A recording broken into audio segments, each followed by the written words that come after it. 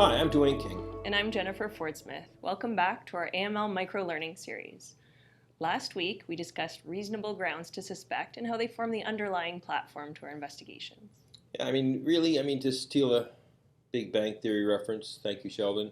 It's like a milking stool. Reasonable grounds to suspect is the top of that stool, and what we're about to talk about, which is the facts, context, and indicators, they really make the legs of that three-legged stool to hold up that reasonable grounds to suspect. I agree, and I think as an investigator, when I'm looking at a case, I start with the facts and I start going through the who, what, when, and where. You have to gather the facts, just the facts, ma'am, and it's important to say just the facts because opinions are not facts.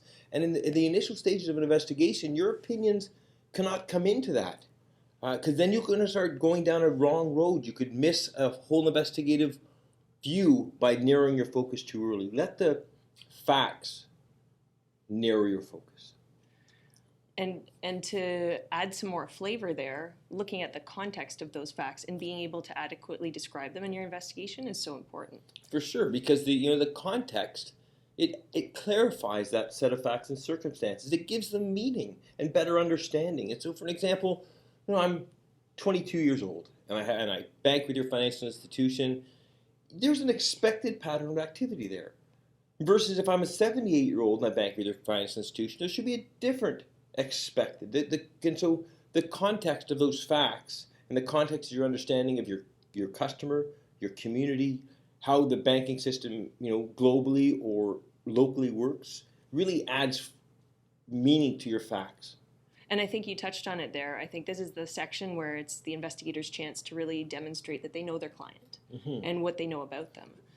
And to add on to that, now it's time to bring in the indicators that they've identified and any of those indicators that might have become red flags. Exactly, because indicators can become red flags, but indicators aren't necessarily red flags. And the good investigators that I work with over the years, they've had a list of an indicator somewhere on their desk or near their desk because they have to keep those front of mind. Large cash deposits, even round numbers, structured deposits, flow-through account activity, high wire jurisdictions. Those are just some of the red flags or some of the indicators that may become red flags. And I say may become, and maybe they may become red flags because if I'm sending money to a high-risk jurisdiction every 2 weeks, that may be suspicious. There may be some investigation you need to do there. But once you learn that maybe my family's still in that jurisdiction, I'm originally from that jurisdiction, I get paid every 2 weeks, and every 2 weeks I then send a portion of that paycheck to my home country, maybe now that indicator, which is a high-risk wire, is no longer an indicator. And I think the more experienced investigators will have further refined their red flags, but for identifying indicators or potential red flags, a lot of the regulators have them listed online. Oh, for sure. If you look at any of the, FinTrack, OzTrack, FinCEN, they all have great learnings on red flag indicators that are somewhat specific to your jurisdictions. And then there's also learning from countless AML providers out there that'll also give you some good indicators. I think we've got a pretty good lens on this now. So how about we apply it to a mock example? Sure. Okay, so we're investigators at a bank, and we have a client who is about 28 years old, says their occupation is a student, but it looks like we haven't updated our KYC recently. And they're receiving 750 to 1,000 EMTs every month, with a few EMTs outgoing. And most of these transactions are about, let's say, $50 each. If it were my case, I would start with the facts. I'd report on those. What would you add to that? Well, at that point, you've got to start to give some context to your facts, right? So email money transfers, they're the way to move money these days, right?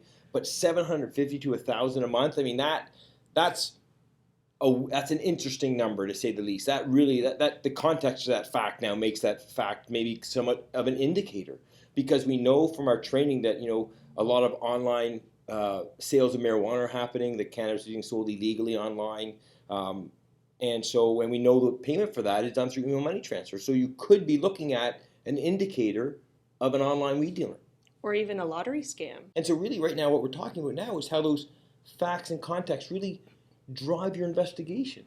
So I think maybe that's an area we want to explore, is investigation and investigative tools.